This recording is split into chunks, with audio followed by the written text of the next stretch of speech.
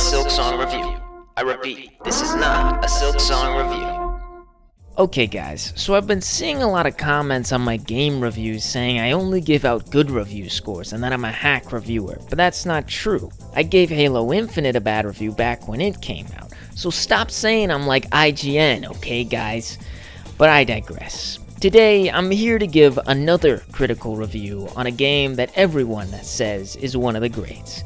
A game that has gone down in history as one of the pinnacles of its genre, and one of the best value for money games you can buy. Of course, I'm talking about Cricket Legends. The Steam description reads, simple to play, but difficult to master, and after my 30 hours of playing, I couldn't agree more. The techniques and skill ceiling of this game are insane. I mean, I still feel like I'm just scratching the surface.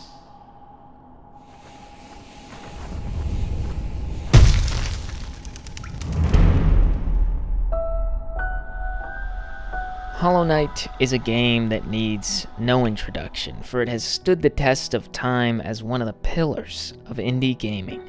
People have been singing this game's praises for the past 8 years, and I'm here to finally lay down the law and give a real review.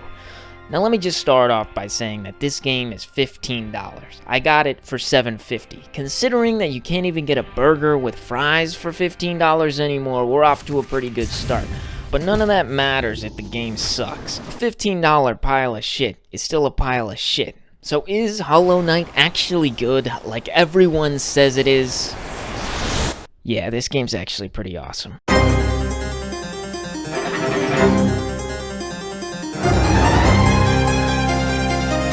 Is what I would say if I liked bad video games. The game takes heavy inspiration from Dark Souls, and by that I mean rips off its entire story and plot, right down to Firelink and Orlando the Dung Throwers and Lord Gwyn. I mean, the game's called Hollow Knight. They didn't even try to hide it, but at least they didn't copy the difficulty of Dark Souls. I'd say this game is pretty doable for your average gamer until you get to the Fool's Coliseum. They put that 20 minutes into the fucking thing? What the fuck? Fuck this game! And a fool I felt when I ran into these black barriers. If you didn't know, this game is classified as a Metroidvania, which means you unlock more parts of the map as you unlock new abilities. So let's just say there's a gap you can't quite cross, well, you have to come back with a double jump. So obviously, when I come across these black fucking barriers, I think, oh, I need an ability to get through here. And maybe there is one, but in my 20 hours of playing this game, I didn't find it. And it's not exactly clear what'll get you through this thing, if anything. So every time I got a new ability, I would come back here, and I would try it on the barrier, and it wouldn't fucking work.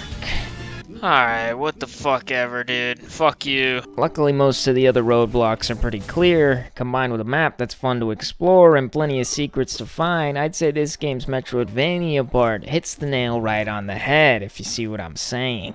One thing that wasn't fun to find on the map, though, were the 3 main bosses. They say, go kill the 3 guardians of the tomb, and you get there, and they just stand there while you hit them. Imagine if the 4 kings couldn't attack, or the bed of chaos was bed of chaos.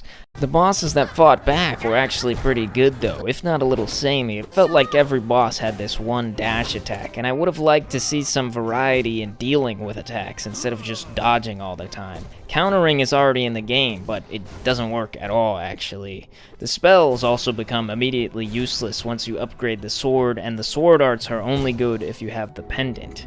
These are basically like medallions from Fortnite, if you know what I'm talking about. These can range anywhere from complete dick to game-changing, and the amount of slots that they take up are not representative of that fact. The most important of these is the Sans Pendant, which allows you to dash more. This and a few other abilities fix the biggest problem with Metroidvanias, and that's backtracking.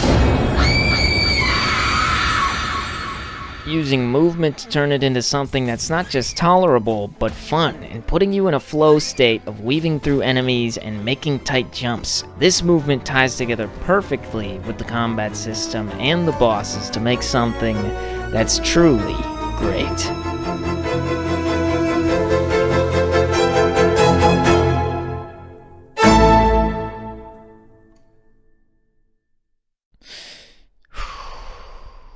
Now that I've finished my review, I can finally stop hearing about Hollow Knight and anything that's Hollow Knight related. Yep. Prepare for the battle, prepare for the war, prepare for the real street fight and blood war. The third of the third, prepare to die for. Your life's on the line, so I'ma take yours. So who wanna blood dance with me? Leave your body wrapped up or even a street fantasy. In the square, yo, you best to beware. Street fighter, we ain't playing over here. One-on-one, kid, you know you get finished. Round one, round two, just come and get with